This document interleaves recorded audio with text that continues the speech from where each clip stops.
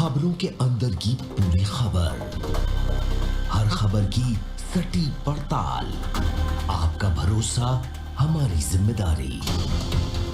सच, साहस और सरोकार, यही है हमारी पहचान। भारतीय स्वतंत्रता संग्राम के इतिहास में सरदार वल्लभ भाई पटेल एक उज्जवल नक्षत्र है। आज उनकी 144वीं जन्म जयंती है। उन्हें भारत का बिस्मार्क और लौह पुरुष भी कहा जाता था। भारत के स्वतंत्रता आंदोलन में भी उनकी बहुत महत्वपूर्ण भूमिका थी।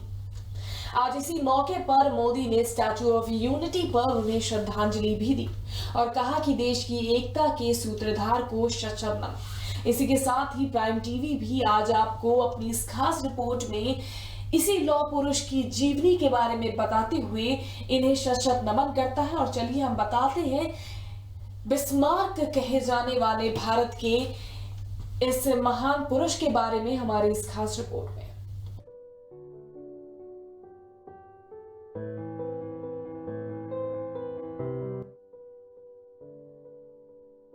हमारे देश में अनेक धर्म, अनेक भाषाएं हैं, लेकिन हमारी संस्कृति एक ही है।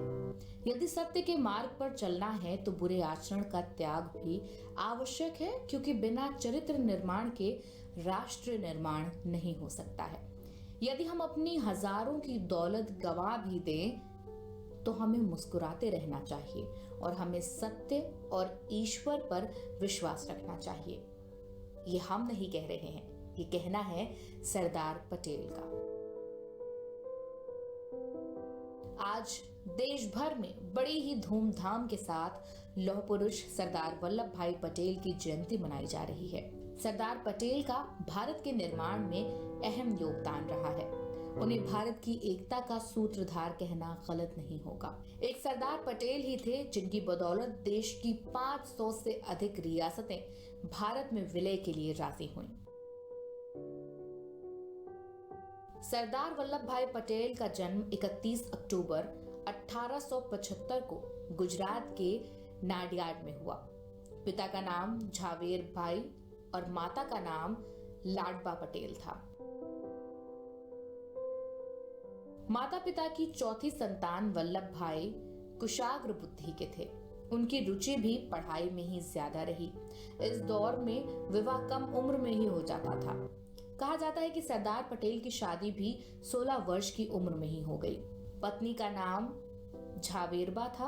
लॉ की डिग्री हासिल करने के बाद वो वकालत करने लगे। 2 बच्चे हुए। बेटी का नाम मणिबेन और बेटे का दाहिया भाई पटेल था।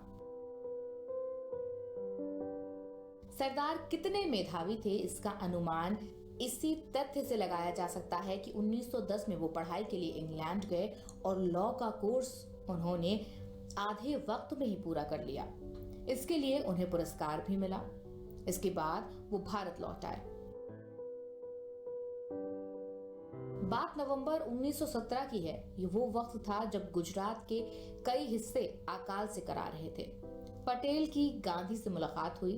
पटेल गांधी जी की प्रशासकीय क्षमता से बेहद प्रभावित हुए।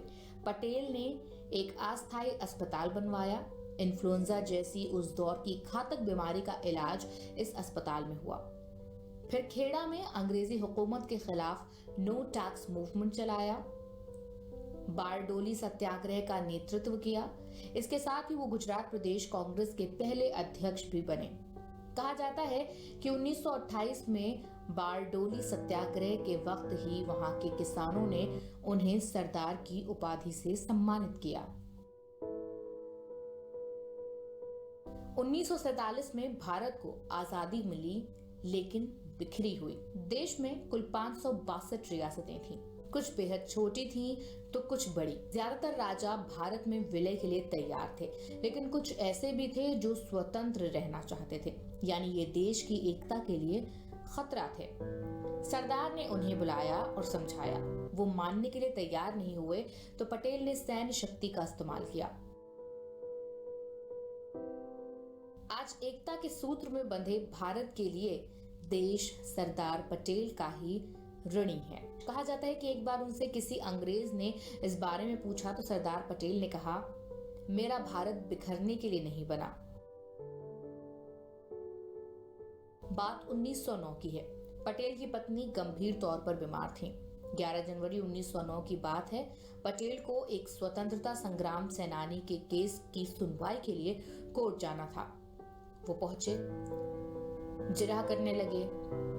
इसी दौरान अदालत का एक कर्मचारी आया। उसने एक टेलीग्राम पटेल के हाथ में रख दिया। इस पर लिखा था कि उनकी पत्नी का निधन हो गया है। पटेल ने उसे पढ़ा, फिर संभाल कर जेब में रख लिया और जिरह पूरी की। ये स्वतंत्रता संग्राम सेनानी बरी हुआ। बाद में जज को ये घटना पता लगी। उसने सरदार से पूछा, आपने ऐसा क्यों किया? पटेल साहब ने जवाब दिया, ये तो मेरा फर्ज था। मेरे मुवक्किल को झूठे मामले में फंसाया गया है। मैं अन्याय के पक्ष में कैसे जा सकता हूं? Output desk, prime TV India.